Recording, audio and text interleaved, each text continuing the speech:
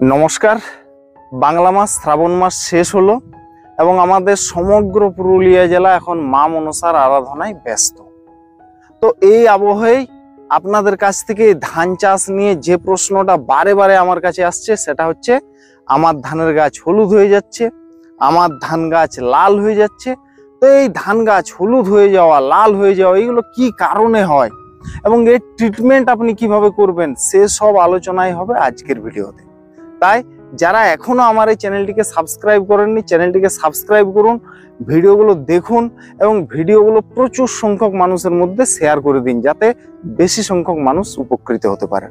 তো বন্ধুরা, ভিডিওর মূল পর্বে যাওয়ার আগে আপনাদেরকে বলতে চাই, এই যে ধান হলুদ হয়ে যাওয়া বা লাল হয়ে যাওয়া, এটা মেনলি হয় 7টি কারণের জন্য। আপনারা এই বিষয়টাকে ভালোভাবে মাথার মধ্যে ঢুকিয়ে নিন। 7টা কারণের জন্য আপনার এই ধান হলুদ হবে, লাল হবে, এই ধরনের সমস্যাগুলো ঘটবে। প্রথমত যে কারণটা না বললেই নয়, সেটা হচ্ছে জমিতে বছরের পর বছর আগাছানাশক ব্যবহার করা। যখনই আমরা এই ধানের জমিতে আগাছানাশক ব্যবহার করব, তখন অটোমেটিক্যালি ধানের যে পাতা তার রং একটু হলুদাভ হবে এবং এটা কাটতে আপনার 10 থেকে 15 দিনের মতো একটা সময় লাগবে। ঠিক আছে, তো সেটা আপনারা একটু যত্ন পরিচর্যা করে এই বিষয়টাকে কাটিয়ে নেবেন। বুঝতে পারা গেছে, এটা একটা ব্যাপার গেল। দ্বিতীয়ত যে ব্যাপারটার জন্য আপনার ওই যে ধান গাছই দেখবেন বা ধানের এক একটা পাশ কাটি দেখবেন সম্পূর্ণ হলুদ হয়ে গেছে বা লাল হয়ে গেছে, এরকম আপনারা দেখতে পাবেন। বিশেষ করে যারা নতুন ধান চাষি বা সেরকম ভাবে ধান চাষের সাথে অতটা সড়গড় নন, তারা এই ব্যাপারটা রোগের সাথে গুলিয়ে ফেলেন। আপনি জমিতে যাবেন, দেখলেন যে হয়তো 2-4টা গাছি, একটা গাছির মধ্যে যে দেখলেন 2-4টা পাশ কাঠি ওইরকম ভাবে লাল হয়ে গেছে এবং সেটাকে ধরে আপনি টেনে দেখবেন, যদি দেখেন খুব সহজে ওটা উঠে আসছে উপরের দিকে এবং তার গোড়াটা দেখবেন যে একটা কোনাকুনি ভাবে যেন কিছু একটা কেটে দিয়েছে, এইরকম ব্যাপার লক্ষ্য করা যাবে। সাথে সাথেই বুঝে যাবেন যে আপনার জমিতে কিন্তু মাজরা পোকার আক্রমণ শুরু হয়ে গেছে।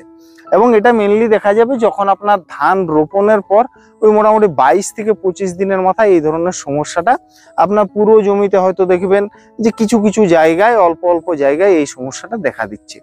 তখনই আপনাকে কিন্তু মাজরা পোকার জন্য কীটনাশক স্প্রে করতে হবে। এবং এর জন্য আপনি কি কীটনাশক ব্যবহার করবেন? এক্ষেত্রে কার্টাপ হাইড্রোক্লোরাইড 75% গোত্রের যে কোনো কীটনাশক, যেমন ভারতবর্ষের জন্য যেটা আপনারা ধানুকা কোম্পানির মোর্টার নামে পেয়ে যাবেন, এটা আপনারা প্রতি 15 লিটার জলে 10 গ্রাম এবং তার সাথে এমামেকটিন বেনজোয়েট, এটা প্রতি লিটার জলে 1/2 গ্রাম হারে দুটোকে একসাথে মেশাতে হবে, যেটা ভারতবর্ষে ক্রিস্টালের মিসাইল নামে পেয়ে যাবেন। দুটোকে একসাথে মিশিয়ে আপনারা স্প্রে করে দেবেন, সাথে অবশ্যই আঠা ব্যবহার করবেন। দেখবেন এই সমস্যাটা কেটে গেছে। বা আপনারা দানাদার কীটনাশকও ব্যবহার করতে পারেন। দানাদার কীটনাশকের ভিডিও আমার চ্যানেলে দেওয়া রয়েছে। ভারতবর্ষ এবং বাংলাদেশের কৃষকরা কি কি দানাদার কীটনাশক ধানের জমিতে ব্যবহার করতে পারেন, সেই ভিডিওটা আমি আবার ডেসক্রিপশন বক্সে দিয়ে রাখছি। যদি আপনাদের কারো প্রয়োজন মনে হয় তাহলে ওই ভিডিওটা গিয়ে একবার দেখে আসতে পারেন বা পরেও দেখে নিতে পারেন।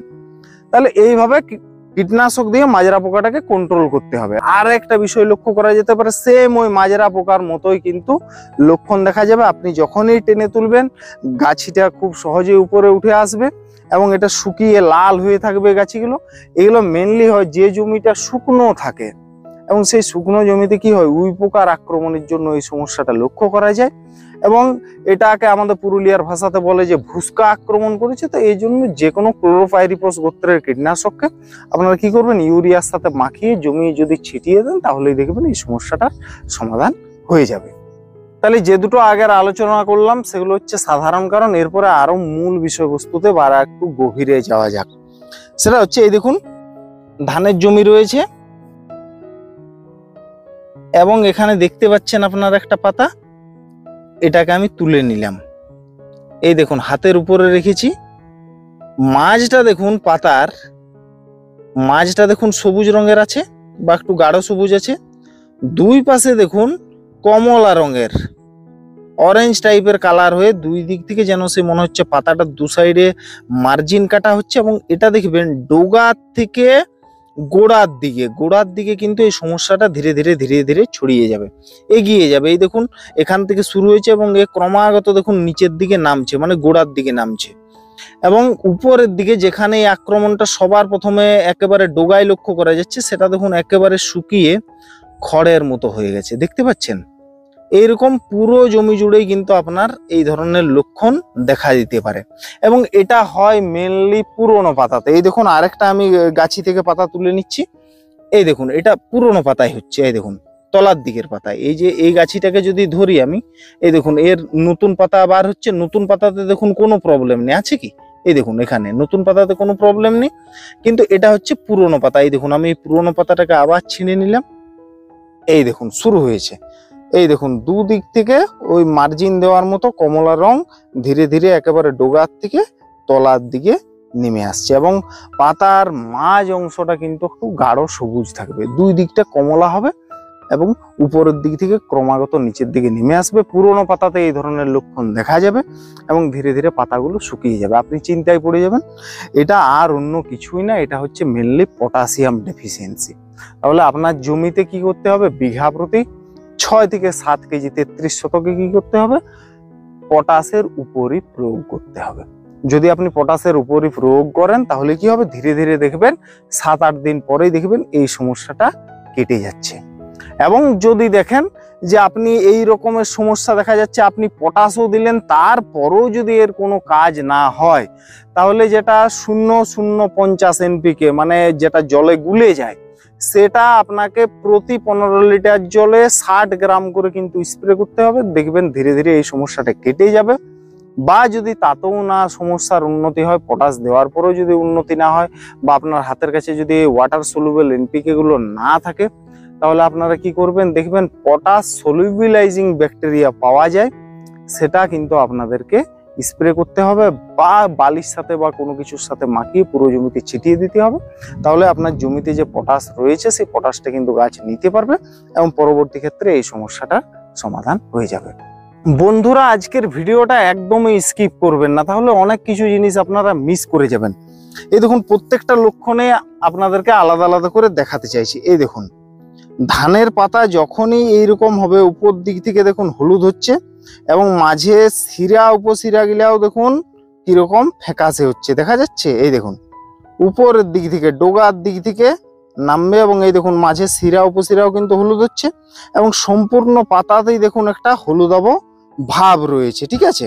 এখানেও আছে, পরিষ্কার দেখুন দেখা যাচ্ছে। এই দেখুন, এই ধানের পাতাটা খুব ভালোভাবে লক্ষ্য করুন, উপর দিক থেকে দেখুন হলুদ হচ্ছে, এবং মাঝের যে শিরা উপশিরা গুলো ছিল সেগুলো ফ্যাকাশে হয়ে আসছে, এবং পুরো পাতাটাই ধীরে ধীরে হলুদ হবে এবং বিবর্ণ হবে। এই দেখুন, এই পাশের পাতাটাতেও চলে যান, সেম একই রকম কিন্তু লক্ষণ দেখা যাচ্ছে। যখন আপনার এই ধানের পাতাতে এই মানে নতুন নতুন যে পাতা তৈরি হবে, ঠিক আছে, সেখানে যদি এইরকম হলুদ ভাব থাকে এবং শিরা উপশিরা গেলেও যদি ফ্যাকাশে ভাব থাকে, তাহলে তখনই বুঝে যাবেন যে আপনার জমিতে কিন্তু আয়রন ডেফিসিয়েন্সি লক্ষ্য করা যাচ্ছে। এবং যেটা অন্যান্য সবজির ক্ষেত্রে কি হয়, দেখবেন পুরো পাতাটা প্রথম থেকে নতুন নতুন পাতা একেবারে হলুদ হয়ে বার হবে, শিরা উপশিরা গেলে তখন প্রথম অবস্থাতে কিন্তু সবুজ থাকে, এবং ধীরে ধীরে সেই সবুজ ভাবটা শিরা উপশিরার কমতে থাকে, এবং তারপরে পাতাটা হলুদের থেকে সাদায় পরিণত হবে। এটা অন্যান্য ফসলের ক্ষেত্রে হয়, কিন্তু ধানের ক্ষেত্রে শিরা উপশিরা গেলে কিন্তু হলুদ হবে, সমগ্র পাতাটাই হলুদ হবে, বিবর্ণ হবে, এবং তখনই বুঝে যাবেন, যদি এরকম নতুন নতুন পাতাতে একটা হলুদ ভাব লক্ষ্য করা যায়, আপনি বুঝে যাবেন যে আপনার জমিতে আয়রন ডেফিসিয়েন্সি রয়েছে। মূলত বলতে চাইবো, যেগুলো লাল মাটিতে আপনারা যারা ধানের চাষ করেন, সেখানে কিন্তু এই ডেফিসিয়েন্সিটা থাকার কথা নয়, কারণ ওই মাটিতে অলরেডি লৌহ অক্সাইডের পরিমাণ রয়েছে, তাহলে সেখানে এটার ঘাটতি লক্ষ্য করা যাবে না, কিন্তু অন্যান্য জমিতে এই ঘাটতি লক্ষ্য করা যেতে পারে। তাহলে যদি আপনাদের এই ধরনের সমস্যা লক্ষ্য করা যায়, পাতা হলুদের এরকম লক্ষণ যদি আপনারা দেখতে পান, তাহলে আমি বলবো আপনারা কি করবেন না, এই যে চিলেটেড আয়রন রয়েছে, যেটা আপনারা চেলাফের নামে পেয়ে যাবেন, ঠিক আছে, এরিজের, এটা ভারতবর্ষ বাংলাদেশে উভয় জায়গাতেই পাওয়া যায়। এটা আপনারা প্রতি 15 লিটার জলে 10 গ্রাম হারে মিশিয়ে কিন্তু ব্যবহার করতে পারেন, বা বাংলাদেশে এটা রেক্সোলিন নামে পেয়ে যাবেন। এটা আপনারা প্রতি 15 লিটার জলে 10 গ্রাম হারে মিশিয়ে ব্যবহার করতে পারেন। এছাড়াও যদি এই চিলেটেড আয়রন আপনাদের হাতের কাছে না পাওয়া যায়, তাহলে আপনারা কি করবেন, ফেরাস সালফেট 19% যে ফেরাস সালফেটটা পাওয়া যায়, এটা আপনারা প্রতি লিটার জলে 2 গ্রাম হারে মিশিয়ে যদি স্প্রে করেন, খুব সুন্দর রেজাল্ট পাওয়া যাবে। বন্ধুরা, আমরা জেনে গেলাম যে আয়রনের যদি ধানে ঘাটতি থাকে তাহলে কি রকম ভাবে পাতা হলুদ হতে পারে। আর একটা কারণে পুরো সমগ্র গাছটার পাতায় কিন্তু আপনার হলুদ হতে পারে, সেটা হচ্ছে যদি সালফারের ঘাটতি থাকে। যদি সালফারের ঘাটতি থাকে আপনি দেখবেন নতুন পাতা পুরনো পাতা সমগ্র পাতাটাই কি হবে, ফ্যাকাশে হলুদ টাইপের হবে। নতুন নতুন যে পাতা আসবে সেটাও কিন্তু ফ্যাকাশে হলুদ টাইপের হবে বা ফ্যাকাশে সবুজ টাইপের হবে। পুরুলিয়ার ভাষাতে যদি বলি তাহলে অনেকটা ওই ফ্যাকাশে প্যাঁড়া টাইপের হবে রংটা, ঠিক আছে। এবং হালকা হালকা সোনালি সোনালি ভাব থাকবে, সোনালি ঠিক না, মানে ওই প্যাঁড়া প্যাঁড়া ভাবটা থাকবে পুরুলিয়ার ভাষাতে, যেখানে সবুজ ভাবটা থাকবে না। সমগ্র গাছটাতেই হালকা হলুদ ফ্যাকাশে বর্ণ লক্ষ্য করা যাবে। আপনি বুঝে যাবেন যে এখানে সালফারের ডেফিসিয়েন্সি রয়েছে। তাহলে যদি এই ধরনের আপনার ধানের জমিতে পাতা হলুদের সমস্যা লক্ষ্য করা যায় এবং সেই হলুদটা যদি কিছুতেই না কাটা যায়, আপনারা কি করবেন, ভারতবর্ষ এবং বাংলাদেশের দর্শক বন্ধুদের জন্য বলছি, আপনারা প্রতি লিটার জলে 10 গ্রাম ইউরিয়া, তার সাথে 2 গ্রাম জিঙ্ক সালফেট এবং তার সাথে 2 গ্রাম করে ফেরাস সালফেট। যদি ফেরাস সালফেট আপনারা না পান তাহলে বলবো চিলেটেড আয়রন, এটা প্রতি 15 লিটার জলে 10 গ্রাম। এই তিনটেকে একসাথে মেশাবেন এবং 15 দিন ছাড়া ছাড়া দুটো স্প্রে করবেন, দেখবেন চমৎকার রেজাল্ট পাওয়া যাবে। ধানের হলুদ হওয়ার যে সমস্যাটা একদমই থাকবে না। পাশাপাশি আরেকটা গুরুত্ব উপাদান হচ্ছে, সেটা হচ্ছে জিঙ্ক। এবং জিঙ্কের ঘাটতি যদি হয় তাহলে আপনি পাতাতে কি করবেন, একটা ধুলাময় বাদামি ধূসর ধূসর দাগ লক্ষ্য করা যাবে এবং পাতার মধ্যে বাদামি টিপ টিপ টিপ টিপ ছোপ ছোপ দাগ লক্ষ্য করা যাবে। যদি জিঙ্কের ডিফিসিয়েন্সি হয় পাতার একটু হলুদ ভাব থাকবে, আপনারা ছবিতে দেখতে পাচ্ছেন এই রকম লক্ষণ দেখা যাবে। তাহলে সেম এক্ষেত্রে ওই জিঙ্কের ঘাটতি যদি থাকে, আয়রনের ঘাটতি যদি থাকে, আপনার যদি সালফারের ঘাটতি থাকে, তাহলে এই যে তিনটেকে একসাথে দিতে বললাম, ইউরিয়া, জিঙ্ক সালফেট এবং ফেরাস সালফেট অথবা চিলেটেড ফেরাস বা চিলেটেড আয়রন, এই তিনটেকে একসাথে মিশিয়ে যদি আপনারা স্প্রে করে দেন, 15 দিন ছাড়া ছাড়া দুটো স্প্রে করবেন, দেখবেন এই সমস্যাটা একেবারে চিরকালের মতো মিটে যাবে। তাহলে বন্ধুরা, 6টা বিষয় নিয়ে আলোচনা করে ফেললাম যেগুলোর কারণে ধান হলুদ হতে পারে বা লাল হতে পারে। এই দেখুন কিরকম হাওয়া দিচ্ছে এবং এই যে ধানের পাতাগুলো সেই যেন ঢেউ খেলে খেলে খেলে খেলে খেলে যাচ্ছে। এটা দেখতে কিরকম একটা মানে দৃষ্টিনন্দন জিনিস, আপনারা বলুন। যাই হোক, ভিডিওর মাঝে এটা বলে ফেললাম, এই দৃশ্যটা দেখে চুপ করে থাকা গেল না। তাহলে 6টা বিষয় নিয়ে আলোচনা হয়ে গেছে। শেষ যে বিষয়টা নিয়ে আলোচনা করব সেটা হচ্ছে ম্যাগনেসিয়ামের ঘাটতি যদি ধানের লক্ষ্য করা যায়, তাহলে ওই সেম অনেকটা পটাশিয়ামের ঘাটতি যেরকম ভাবে লক্ষ্য করা যায়, এই ধরনের লক্ষণে কিন্তু লক্ষ্য করা যাবে। এবং আপনারা গুলিয়ে ফেলতে পারেন যে এটা ম্যাগনেসিয়ামের ঘাটতি নাকি এটা পটাশিয়ামের ঘাটতি। এই দেখুন ছবিতে আপনারা দেখতে পাচ্ছেন যে ম্যাগনেসিয়ামের যদি ধানের জমিতে ঘাটতি থাকে তাহলে কিরকম লক্ষ্য করা যাবে, মানে এর ধরনটা কিরকম হবে। ওই সেম ধানের পাতার দুপাশে কিন্তু কমলা রঙের অরেঞ্জ কালার কিন্তু ওই ডোগার থেকে গোড়ার দিকে নেমে নেমে আসবে। একটা কি হয়, পটাশিয়াম ডেফিসিয়েন্সির ক্ষেত্রে মাঝের যে পাতাটা থাকবে সেটা কিন্তু গাঢ় সবুজ বর্ণই থাকবে, আর এর ক্ষেত্রে কি হবে, এর ক্ষেত্রে মাঝের অংশটা কিন্তু হালকা হলুদ বর্ণ থাকবে, মানে গাঢ় সবুজ থাকবে না, ঠিক আছে। আর ওই ডোগার দিক থেকে পটাশিয়াম ডেফিসিয়েন্সির ক্ষেত্রে কি হয় না, একেবারে শুকিয়ে যেটা খড়ের মতো হয়ে হয়ে নামে, এ কিন্তু সেরকম ভাবে নামবে না। আপনার পুরো পাতাটাই ওইরকম লাল হবে, দুই পাশে কমলা বর্ণ ধারণ করবে, মাঝটা হালকা হলুদ বর্ণ থাকবে এবং ধীরে ধীরে ধীরে ধীরে সমগ্র পাতাটাই শুকিয়ে যাবে। তখনই বুঝে যাবেন যে আপনার জমিতে ম্যাগনেসিয়ামের ঘাটতি রয়েছে ধানের জমিতে। এবং এক্ষেত্রে আপনারা অ্যাপসম সল্ট, এটা ভারতবর্ষ এবং বাংলাদেশে উভয় জায়গাতে পাওয়া যায়। এটা আপনারা 2 থেকে 2.5 গ্রাম করে প্রতি লিটার জলে গুলে 15 দিন ছাড়া ছাড়া বা 10 দিন ছাড়া ছাড়া দুটো স্প্রে করে দেবেন, দেখবেন এই সমস্যাটার খুব সুন্দর রেজাল্ট পাওয়া যাবে। পরিশেষে আরেকটা বিষয় আপনাদেরকে বলতে চাই, সেটা হচ্ছে দেখবেন গোল গোল যদি চাক আকারে পুরো ধান কমলা বর্ণ ধারণ করে এবং বেঁটে বেঁটে থাকে, ঠিক আছে, তাহলে সেটা বুঝে যাবেন যে এটা হচ্ছে টুংরো ভাইরাস ধানের। এবং এটা ওই চাক চাক করে লক্ষ্য করা যাবে, হয়তো আপনার 1 বিঘা জমিতে হয়তো 3টে বা 4টে জায়গাতে লক্ষ্য করা গেল। তো এর যে বাহক, এর বাহকই হচ্ছে কি না, যেটা হপার পোকা বা কারেন্ট পোকা, সবুজ রঙের বা বাদামি বর্ণের এই হপার পোকাই কি করে একে ত্বরান্বিত করে। তো তাহলে একে আটকানোর জন্য আপনারা কি করবেন না, ভারতবর্ষের জন্য বলবো চেস, ঠিক আছে, এবং বাংলাদেশের জন্য বলবো পাইরোজিন। এই কীটনাশকটা প্রতি 15 লিটার জল 10 গ্রাম হারে মিশিয়ে যদি স্প্রে করেন, তাহলে দুটো স্প্রে দিলেই দেখবেন এই সমস্যাটা কেটে যাচ্ছে। আর আরেকটা বিষয় দেখুন, ছবিতে একটা এই ধরনের সমস্যা আপনারা লক্ষ্য করতে পাচ্ছেন। যদি ধানের গাছে একদম ছোট ছোট থাকে এবং তার চারপাশের পাশকাঠিগুলো যদি এইরকম ধূসর লাল বর্ণ বা বাদামি বর্ণ ধারণ করেন, তাহলে বুঝতে হবে যে আপনার জমিতে পিএইচ ভ্যালু বেড়ে গেছে বা আপনার জমিটা কি হচ্ছে, ক্ষারীয় হচ্ছে।